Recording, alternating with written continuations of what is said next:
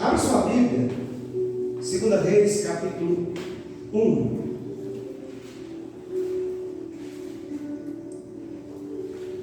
Segunda Reis, capítulo 1, versos 1 e 8 ao 8. Fique-se de pé em nome de Jesus Cristo.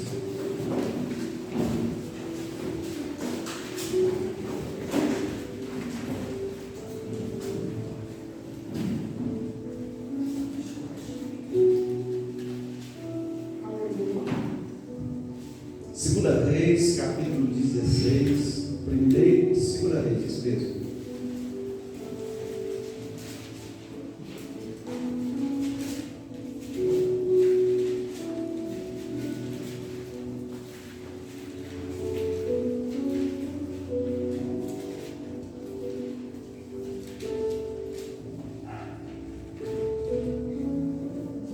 Segunda Reis, me perdoa, capítulo 1, versículo 1.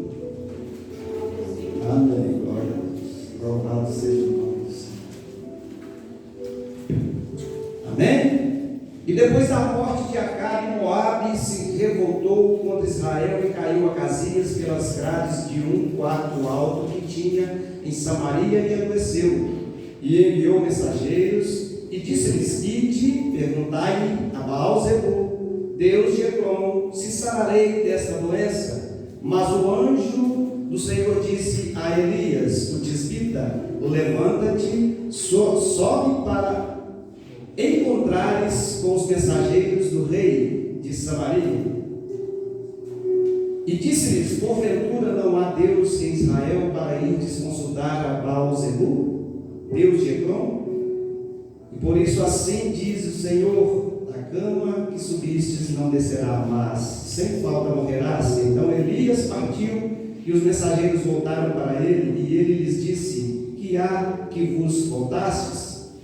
E eles disseram: um homem nos saiu ao encontro e nos disse: ide, voltai para o rei que vos mandou. E disse-lhe: assim diz o Senhor, porventura não há Deus em Israel para que mandes consultar a Baal-zebul, Deus de Ecrom? Portanto, da cama a que subistes não descerás, mas sem falta morrerás. E ele lhes disse: qual era o traje do homem que vos veio ao encontro e vos falou essas palavras?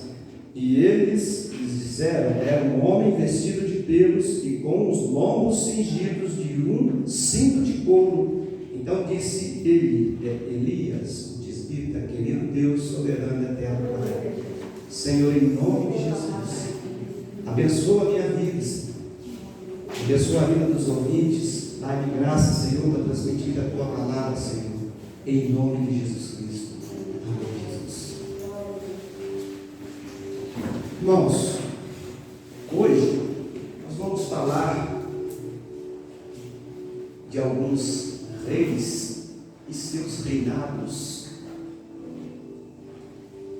vitórias e fracassos, o que levaram muitos reis na Bíblia ao fracasso. Depois, se der tempo, nós vamos comentar desse texto. Eu li ele só para a gente ter uma base para entrar na palavra de Deus.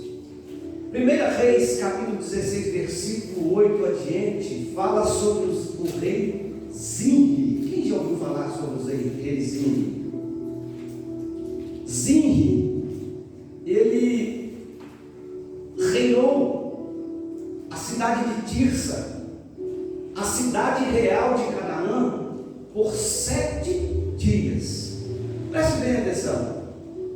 7 dias durou o seu reinado, ou seja, uma semana durou o seu reinado. Zimri, ele era general do exército do rei Elá, rei de Israel. Certa vez, havendo uma batalha contra os filisteus, o general Zimri, ele percebeu que o rei Elá não foi na batalha. Ele percebeu que o rei Elá ficou no palácio, todo confortadão, todo tranquilão, como se tivesse nenhuma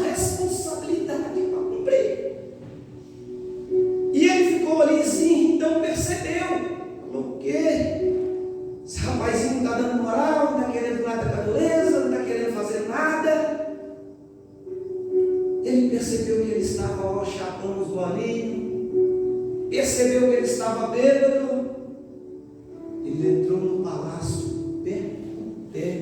foi lá e matou o rei Elar. O que Zimri fez? Ele pegou e auto se consagrou rei. Mas, quando ele se auto consagrou a rei, aquele exército que estava no campo ficou sabendo tudo que Zimri havia feito, e eles consagraram outro general chamado Onri a rei. Onri então volta com todo o seu exército, depressa, marchando rapidamente, cerca o palácio do rei. E Zimri, ao perceber o que ia acontecer, o grande conflito contra ele que ia acontecer, o que ele fez? Ele entrou na casa real, colocou fogo no palácio e morreu ali queimado. 7 dias duraram o seu reinado. Sabe por que foram 7 dias? Olha o que está escrito ali no versículo 19.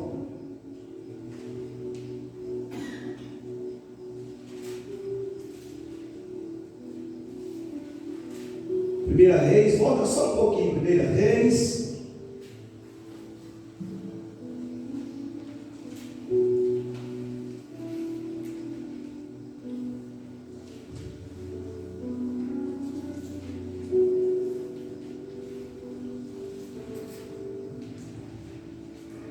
capítulo 16, versículo 19, está escrito assim: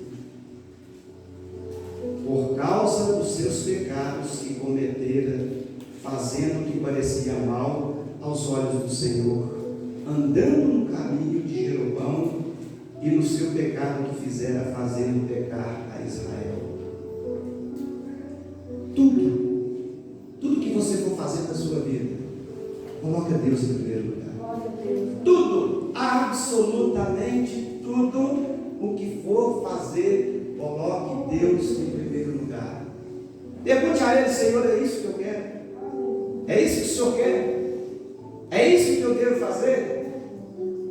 Até mesmo para você fazer um curso de obreiro, pergunta a Deus: é isso, Senhor? É isso que o Senhor quer da minha vida, que eu seja obreiro na sua casa? Pergunte a Ele.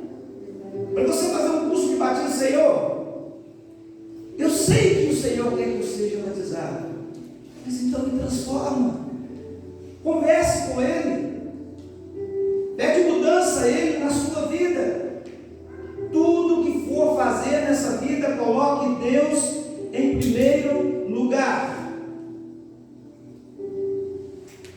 O versículo 19 diz que Zimri fazia o que parecia mal aos olhos do Senhor. Você já parou para pensar quantas coisas nós fazemos que desagrada a Deus? Quantas coisas nós fazemos que parecem ser mal aos olhos de Deus? E o pior é que muitas das coisas nós fazemos e sabemos que estamos sendo reprovados por Deus, e nós fazemos. Quantas atitudes nós tomamos que deixamos Deus triste? E a gente vê um texto desse aqui, às vezes a gente questiona: mas por que isso? Sim, fez o que parecia mal aos olhos do Senhor, morreu por 7 dias. Muitas vezes nós estamos fazendo isso, irmãos, dia após dia, fazendo coisas erradas, sabendo que está errado, mas fazemos.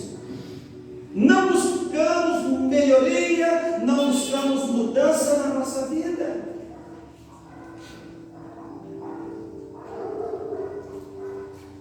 Ficar sem conversar com o irmão agrada a Deus? Não! De jeito nenhum! Você está fazendo coisa que desagrada a Deus.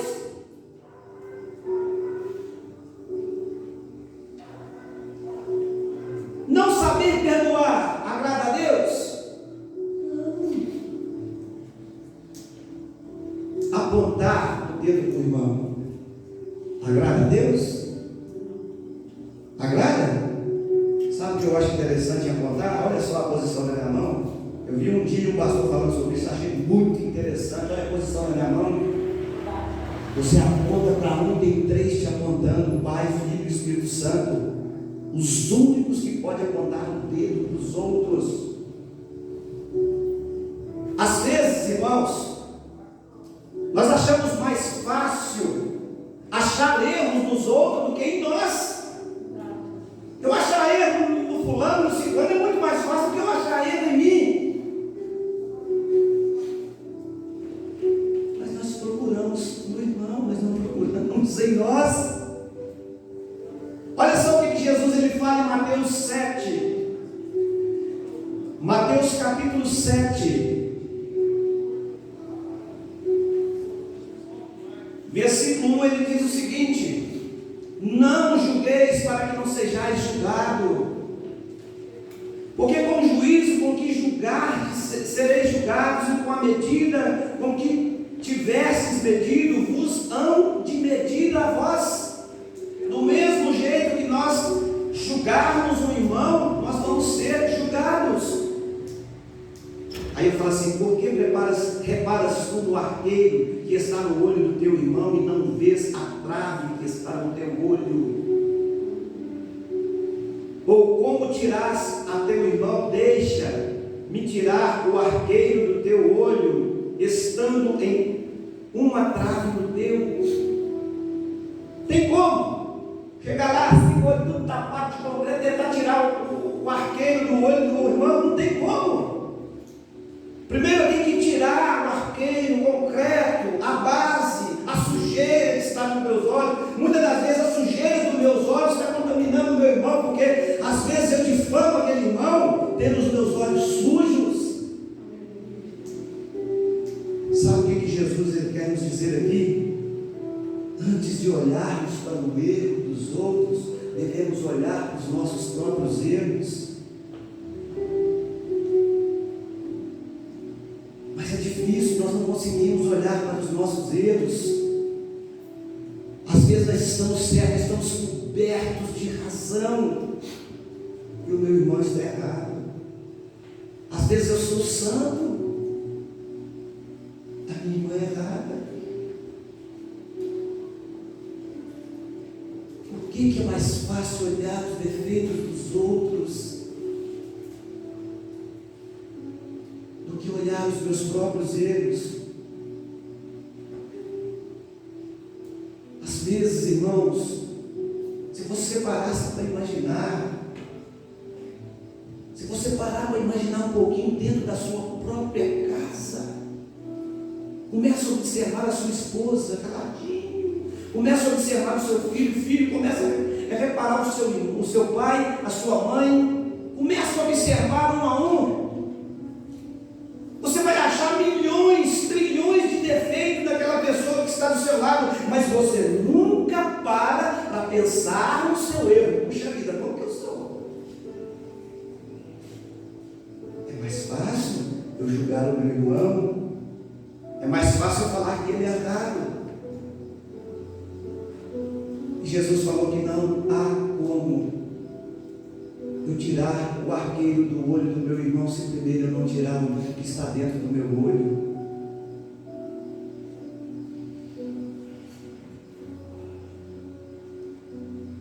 Versículo 19, mas vai repetir aquele versículo de novo.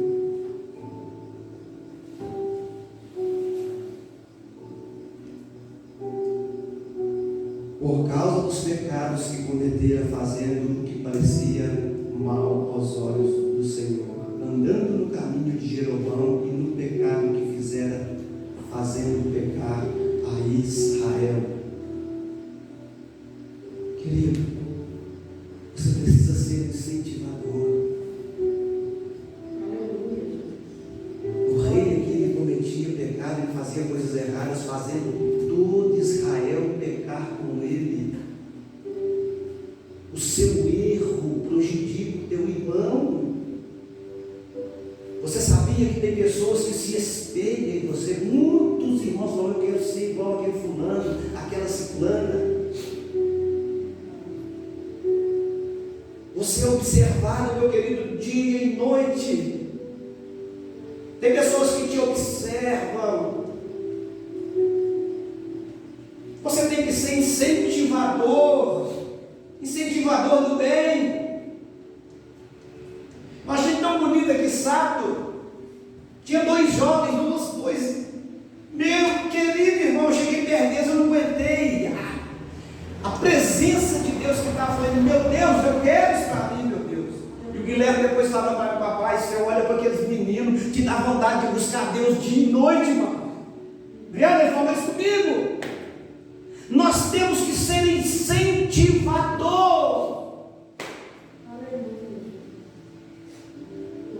A hora que o Guilherme falou isso comigo, eu falei, meu Deus, eu senti a mesma coisa. E eu não olho meus defeitos. Às vezes eu ia estar na casa de Deus, eu não busco a presença de Deus. Não deixo o Espírito Santo de Deus entrar, falar comigo. Irmãos, aqueles meninos, mas você vê aqueles meninos que não são quantos aqueles meninos têm? 10 anos? O menino veio aqui na frente, pegou o violão, tocou o violão, um louvor que eu vou te falar, uma alegria. Falei, meu Deus do céu. E o outro irmão dele ali puxando. O outro era pregador. Em nome de Jesus, eles vão pregar aqui no nosso culto. Em nome de Jesus. E aquele menino buscando, intercedendo com o outro. E o Guilherme me falou, papai, eu vi aquele menino cheio da presença de Deus, mas papai me deu uma vontade de buscar a Deus. Falei, meu filho, desse jeito, nós temos que ser incentivador. O rei ele pecava, fazia os outros pecar, porque eles viam que eles estavam fazendo de errado, incentivando os outros a fazer as coisas erradas. Falei, meu Deus do céu, que beleza é essa? E eu vim aqui para frente, eu falei também, você é bobo? Complexo do céu, mas o Espírito Santo começou a me tocar, eu falei, eu não aguento, gente. Eu falei, o de jovem eu vou soltar, vou deixar. Pra quê? Oh, meu Deus do céu. Nós temos que ser incentivador do bem. Incentivar as pessoas que estão do nosso lado a buscar a Deus, a temer a Deus. Tem muitos também que conhecem a palavra, também te observam, talvez para te criticar também. É por isso que Tiago, ele diz em Tiago 4,17, aquele que sabe fazer o bem não faz, comete o pecado. Meu querido, não adianta. Se você sabe, você está cansado, careca de saber fazer o bem, e se você não faz, você está cometendo o pecado. Muitas vezes nós estamos cansados de saber o que eu devo fazer, o que eu não devo, mas eu não faço, eu não vejo. Provérbios 16:18, Bíblia NVI diz assim: o orgulho vem antes da destruição, o espírito altivo antes da queda. O que é espírito altivo? Pessoas de espírito altivo quer dizer ganancioso, arrogante ou de soberba dos indivíduos que, de acordo com Deus, estão em direção à ruína. Então ele começa a dizer que o orgulho, ele vem antes da destruição. E às vezes nós ficamos orgulhosos e não percebemos. Eu sou melhor do que o outro, eu faço mais do que o outro, sem mim não acontece nada, sem mim nada vai acontecer. Eu sou orgulhosa. Tiago diz aqui que ela está um fio para a destruição, para a sua ruína. Pastor, mas por que o Senhor está falando sobre isso? Daniel capítulo 1 em diante fala sobre um rei chamado Nabucodonosor. Quem já ouviu falar do rei Nabucodonosor? O rei Nabucodonosor, ele conquistou muito ouro, muita prata, grandes territórios. Era a cobertura que ele tinha que fazer, Nabucodonosor. É como se fosse hoje todo o Oriente Médio. O Oriente Médio é mais ou menos na cerca 2.200.000 quilômetros quadrados. Esse era o território que Nabucodonosor ele tinha que comandar, reinar. Ele fez tanto sucesso politicamente falando que há registros até nos dias de hoje sobre o Museu Britânico falando sobre as conquistas de Nabucodonosor, até nos dias de hoje. Mas como nós não estamos aqui para falar de política, eu quero falar primeiro do primeiro erro de Nabucodonosor. O primeiro erro de Nabucodonosor foi mexer com uma das gerações mais bem preparadas de Israel. Uma geração que temia, que servia e que tinha Deus como seu refúgio. O primeiro erro dele foi sobre isso. Olha só lá no livro de Daniel, o que você vai ler ali? Daniel, capítulo 1. Escrito assim, no ano terceiro do reinado de Joaquim, rei de Judá, veio Nabucodonosor, rei da Babilônia, Jerusalém, e a sitiou. Ele foi até Jerusalém e cercou Jerusalém. E o Senhor entregou nas suas mãos e Joaquim, rei de Judá, e uma parte dos vasos da casa de Deus, e ele os levou para a terra de Siná, para a casa de seu Deus, letra minúscula, falso Deus, e pôs os vasos na casa do tesouro do seu Deus, Baal. E disse o rei a Aspenaz, chefe dos seus eunucos, que trouxesse algum dos filhos de Israel, da linhagem real e dos nobres mancebos, em quem não houvesse defeito algum, formosos em parecer, e instruídos em toda a sabedoria, e sábios em ciência, e entediosos no conhecimento, e que tivesse habilidade para viver no palácio do rei, a fim de que fossem ensinados nas letras e na linguagem dos caldeus.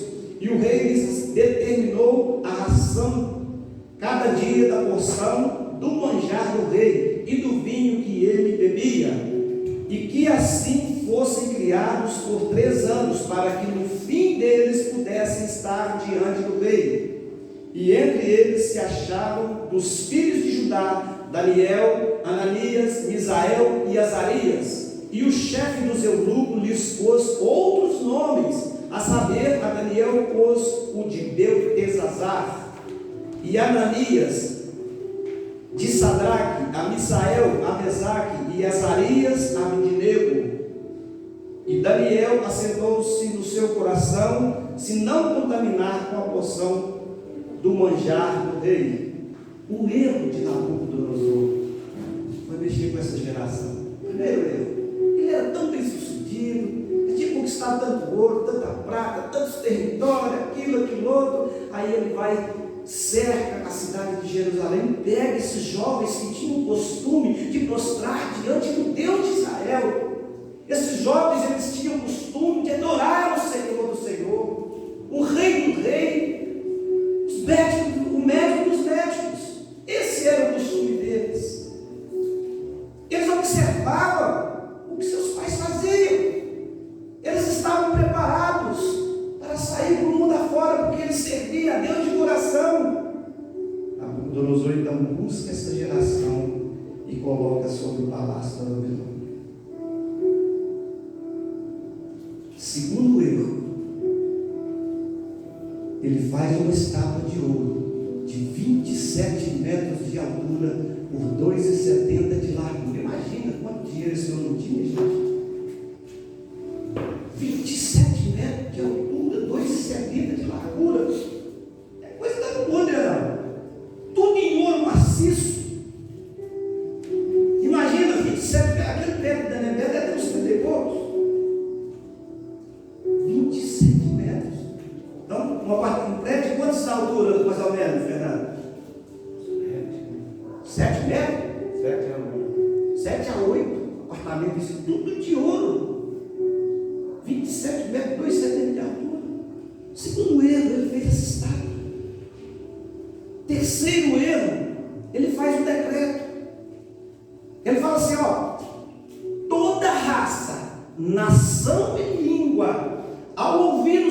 desses instrumentos, se não prostrar diante da imagem que eu fiz, vai ser lançado na fornalha de fogo ardente. Ele mal acabou de fazer esse decreto. Chegaram alguns dos caldeus acusando os judeus. Eles chegaram até o rei e falaram assim: ô rei, o senhor não me falou, o senhor não fez um decreto que quando toda raça, nação e língua ouvisse o som dos instrumentos, não deveriam prostrar diante da imagem que o senhor fez? Sabe aqueles meninos, aqueles jovens, aqueles homens que o senhor trouxe lá de Jerusalém? Eles não estão obedecendo o seu decreto. Eles não estão prostrando diante da imagem que o Senhor fez. Eles não estão nem aí pela promessa do Senhor. Irmãos, a Bíblia diz que o rei Nabucodonosor ficou furioso. Ficou furioso. E mandou chamar eles. Traz eles aqui agora que eu quero conversar com eles. Quando ele chega, o rei fala assim: espera aí, é de propósito que vocês estão fazendo isso? Vocês não ouviram o meu decreto? Que todos deveriam prostrar diante da imagem? Agora, se vocês estão preparados, prostrem diante da imagem que eu fiz. Vocês estão preparados?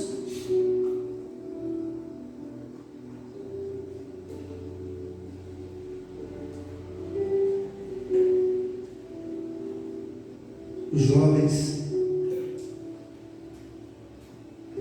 ficou olhando para o rei e ele falou assim: vocês estão preparados?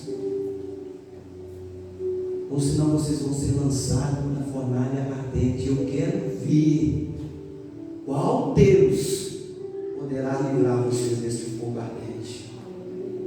Sabe o que aqueles jovens falaram para eles?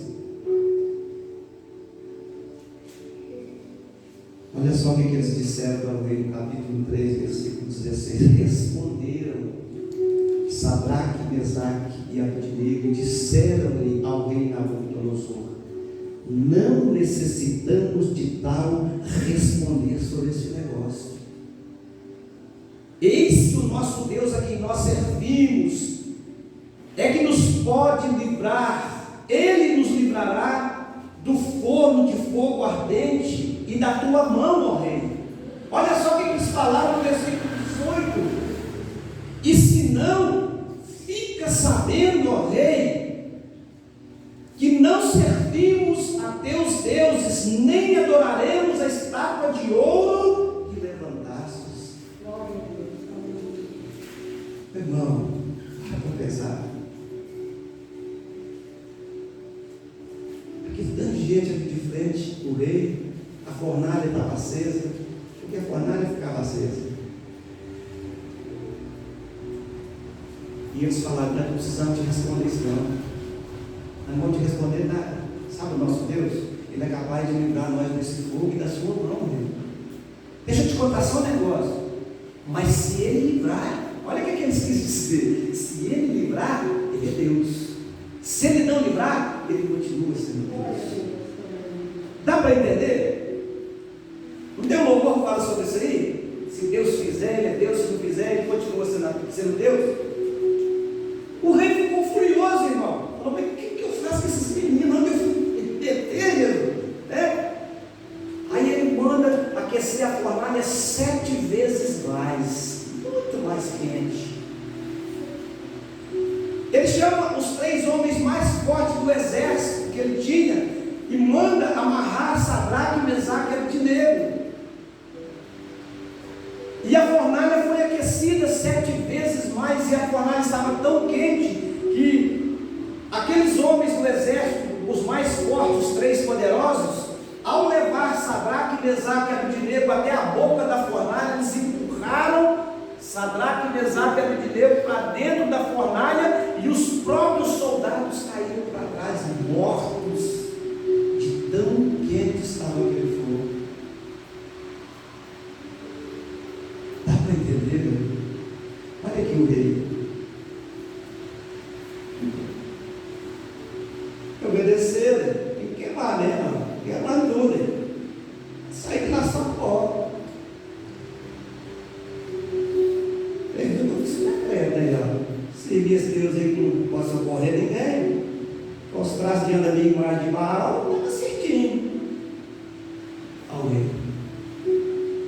Lá dentro da fornalha. Quantos homens são lá dentro? Não foi preso? Oi? Estava amarrado? Estava ali. Eu estou vendo um quadro passeando livremente lá dentro do fogo. Estou vendo 4 homens passeando livremente dentro daquela fornalha ardente. O quarto brilha mais do que o fogo. Ei, Jesus! O próprio Jesus estava ali com eles dentro daquela fornalha ardente. A Bíblia diz, irmãos, que Nabucodonosor ele tira aqueles homens lá de dentro, e a Bíblia diz que nem o cabelinho dos olhos haviam queimados, nem os cílios dos olhos haviam queimados.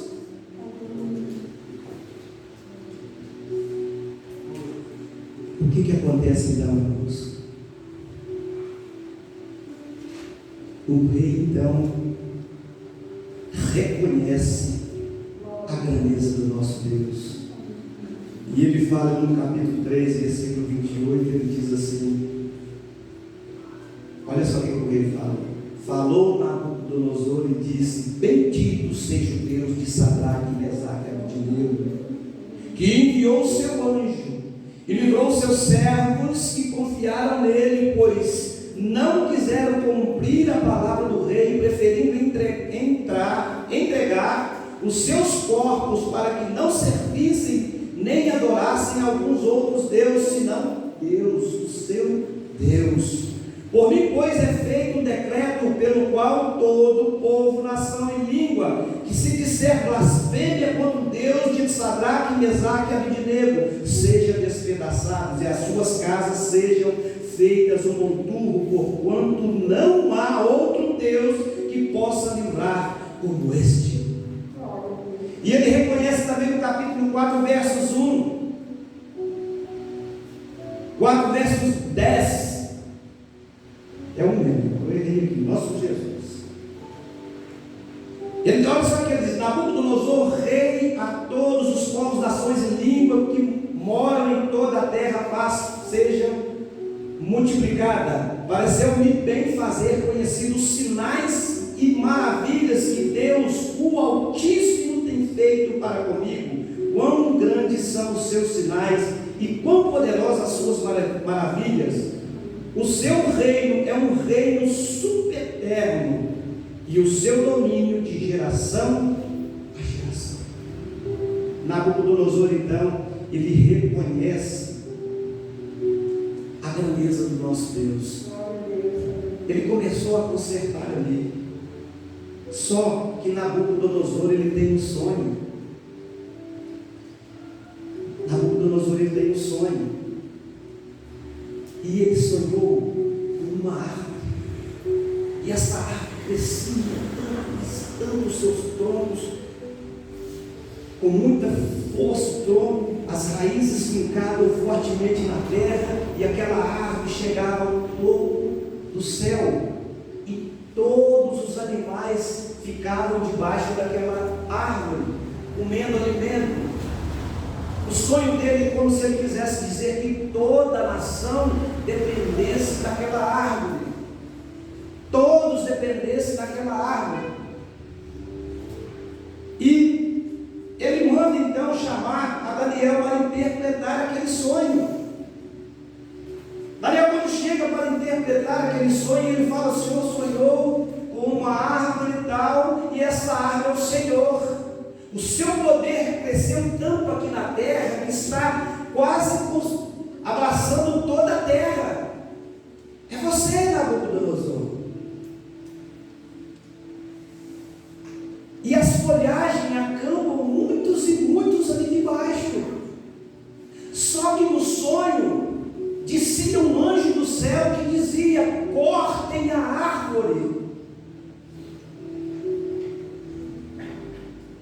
falou assim: o seu reinado será tirado, a sua mente vai ser apagada, você vai viver igual um animal comendo capim no meio do pasto. Mas o anjo dizia: deixe o tronco e a raiz sobre a terra.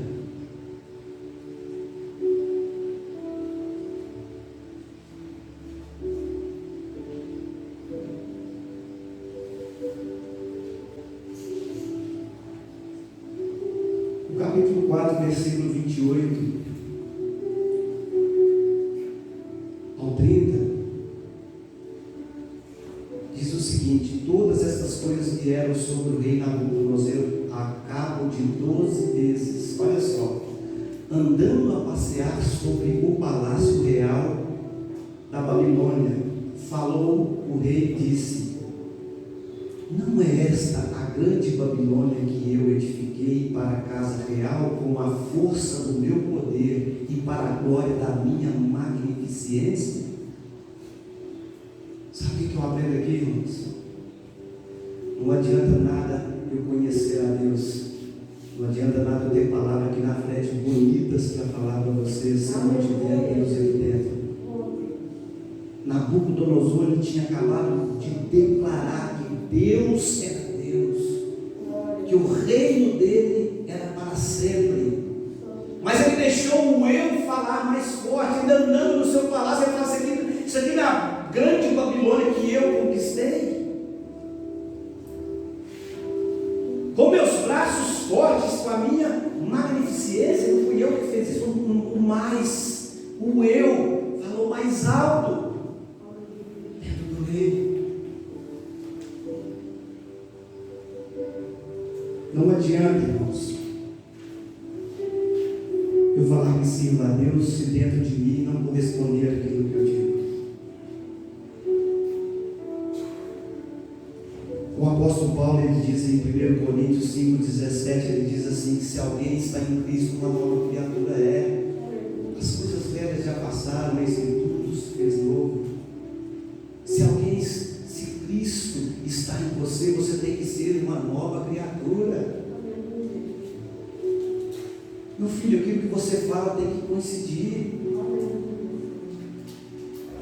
Se você serve a Deus verdadeiramente, você tem que seguir aqui de coração, as suas atitudes. Nabucodonosor, ele falava ali de boca para fora, reconheceu que Deus é o Altíssimo, mas no mesmo tempo ele estava caminhando sobre o palácio e falava: eu fiz isso. É por isso que Jesus, ele diz em Mateus 15:8, ele diz: esse povo, ele honra o Deus lá com seus lábios, mas o coração deles estão longe de mim.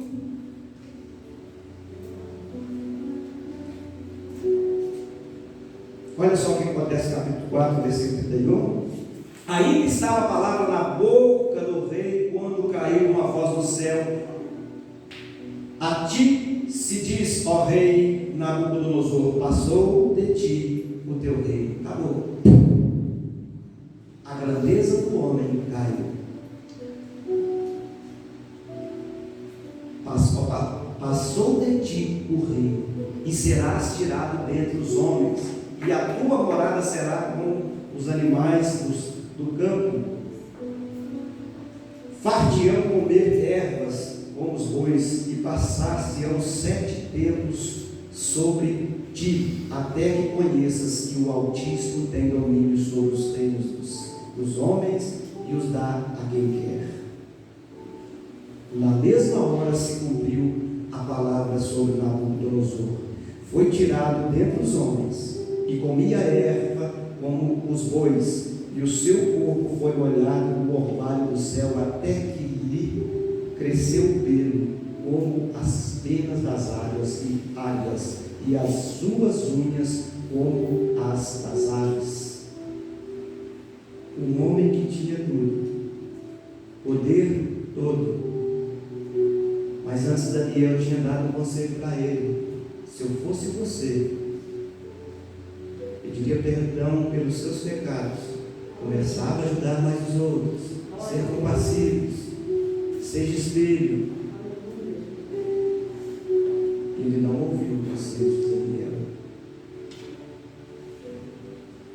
Um homem que tinha de tudo, esqueceu de tudo, esqueceu da família, esqueceu do reinado e morava, se fosse na época da chuva, andava lá no meio do capim, cabeludo, sem nada, olhando na chuva, vivendo como um homem. Tudo por causa da arrogância, do orgulho, da soberba. Grandes homens foram tirados dos seus reinados porque não reconheceram o poder do nosso Deus. Grandes homens que poderiam ter grandes vitórias tiveram fracassos porque não reconheceram o poder do Deus Altíssimo sobre a vida deles. Por isso, tudo que você for fazer, coloque Deus em primeiro lugar. Coloque Deus nos seus planos. Fala: Deus, caminha comigo, ande comigo, seja comigo em tudo que eu for fazer, Senhor. Me dá graça, me dá sabedoria. Mas o que me chama mais atenção, irmãos, é o capítulo 4, versículo 13. Diz assim: estava vendo isso nas visões da minha cabeça, na minha cama, olha só, e eis que um vigia, um santo descia do céu, clamando fortemente, dizendo assim: derrubai a árvore, cortai-me os ramos, e sacudi as folhas, e espalhai o seu fruto, afugentem-se os animais debaixo dela e as aves dos seus ramos, mas o tronco, com as raízes, deixam na terra. Sabe? Deixe o tronco, deixe a raiz. Sabe por quê? Deus está preparado para nos dar uma segunda chance a todos os momentos. Por mais que nós erramos, por mais que nós falhamos diante dos olhos dele, ele nos dá a segunda oportunidade, ele nos dá uma oportunidade para mudar o nosso comportamento, mudar o nosso jeito de ser, o nosso jeito de agir. Foi por isso que ele falou: cortem o tronco, cortem os galhos, mas deixem o tronco com as raízes no chão. Deus está preparado para nos dar a segunda chance, mas tudo depende de nós a querer essa mudança na nossa vida. A segunda chance só vai vir se eu quiser. Depende de mim, não depende da minha esposa, não depende do meu filho, não depende nem de Deus, não depende de mim. Se eu querer, mas querer sem esforço nada adianta. Transformação sem querer, sem falar: Senhor, eis-me aqui, humilhar diante de Deus, não adianta.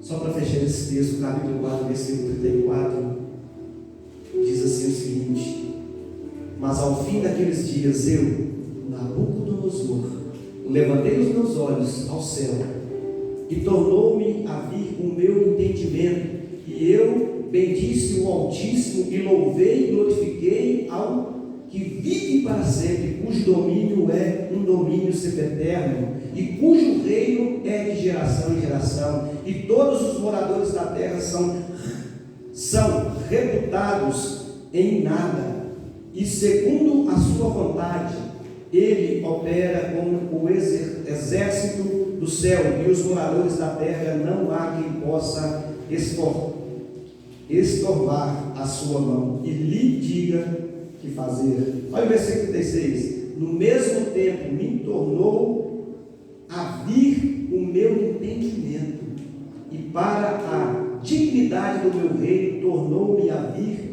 a minha majestade, o meu resplendor, e me buscaram os meus capitães. Irmãos, até os capitães cegaram, e os meus grandes, e fui restabelecido no meu reino, e a minha glória foi aumentada. Olha o versículo 37: agora, pois eu, Nabucodonosor, louvo e exalto e glorifico glorifico o Rei do céu, porque todas as suas obras são verdade, e os seus caminhos, juízo, e pode humilhar aos que andam na soberba. Entendeu, meu querido? Tudo foi lhe devolvido quando ele reconheceu que Deus era Deus. A mente começou a voltar para ele. Opa, eu sou rei. Mas ali eles já estavam mais conhecendo que o Senhor era o Senhor. E o Senhor é que opera a hora que Ele quer. Então vamos. Aquele texto que nós acabamos de ler fala sobre quem? O rei Acasias, né? O rei Acasias, ele caiu na janela, só para a gente fechar aqui. O rei Acasias caiu na janela do palácio alta, e ele ficou enfermo com aquela queda. E o profeta Elias ficava ali por perto deles. Ao invés de ele perguntar ao profeta Elias se ele sararia daquela queda que ele havia dado daquela janela, não. Ele pega os seus servos, pede ele para consultar o sacerdote de Baal. O anjo, ouvindo isso, chega até Elias e fala assim: Elias, meu filho, vamos, levanta aí, vai lá, pergunta para eles se não há Deus aqui em Israel. Aí Elias levantou, foi até os mensageiros e disse: ei, pode ser lá. Por acaso aqui em Israel não tem Deus não? Vocês consultaram Baal? Volta lá no rei agora e fala que ele não vai sair com vida daquela cama. Avisa para ele. E eles voltaram. Quando o rei viu ele chegando, perguntou: mas por que vocês estão fazendo aqui? Não, porque um homem falou que o Senhor não adianta, que aqui o Senhor fez conta com Deus de Israel, quando o Senhor mais perguntar ao rei o santo para Baal, e eu falei: como é que nada disso? Ele mandou falar para o Senhor que o Senhor não tem escapa, não, o Senhor vai morrer. O Senhor vai morrer dessa cama, não vai descer dessa cama com vida. Mas como que é esse homem? Como que é a vestidura dele? Ele é assim, ele veste de folha, ele veste aqui, ele veste de novo. Eu não, pô, é o tisbita, é o profeta Elias. Olha lá, chamou o capitão lá e falou assim: ó, pega 50 soldados aí, sobe na colina e traz ele aqui. O capitão chegou lá: ô Elias, o rei quer você lá agora no palácio, pode descer agora, vamos embora. Ele falou assim: uai, engraçado, rapaz, se eu for homem de Deus, caia fogo do céu agora e consuma você e seus homens. Acabou o exército. O rei fica sabendo, ele manda lá para voltar. O negócio lá foi feio. O negócio lá foi feio. Pega mais 50 e mais um capitão e vai lá. Imagina só. Você ia desse exército aí. Eu imagino esses três comentários, eu imagino. Ele fala: rapaz, eu é bravo. Matou 51 de uma vez, os homens tudo e o capitão lá, e nós lá vai ele, nós é o próximo. Imagina, rapaz, será que não escondeu ninguém? Não, rapaz. Não, ele matou 50. Ele convenceu. Opa, o rei está te chamando. Chegou com uma arrogância de novo. O rei está te chamando, não sei o que tem. E é para você descer agora. Vamos. Está fazendo até a hora. Ah, é? Se eu for homem de Deus, então cai fogo do céu, destrua vocês agora. Consumiu todo mundo. O rei fica sabendo de novo, falou: opa, mais 50. Pegou mais um capitão com mais 50 e foi. Imagina agora o terceiro, como é que não foi? Meu Deus, e agora? Deus foi pensando: eu não vejo minha esposa, eu não vou ver mais meu filho. O negócio agora está feio. Imagina a cabeça desse capitão: meu Deus, eu tenho esposa, eu tenho filho, eu tenho esses homens sob a minha responsabilidade. O que eu vou fazer? Morreu 102, o que eu vou fazer? O capitão, quando chega lá, olha o que ele faz. Reconheceu que aquele era um homem de Deus. Irmão, sabe o que eu quero dizer aqui? A gente saber o que é errado e mudar, o problema é saber do erro e permanecer no erro. É saber que eu estou agindo de uma maneira errada e continuar agindo. É saber que o meu erro vai me levar à ruína, à destruição e continuar naquele erro. O terceiro capitão chegou e joelhou diante do profeta Elias. O anjo mais do que pressa pode descer aqui, Senhor.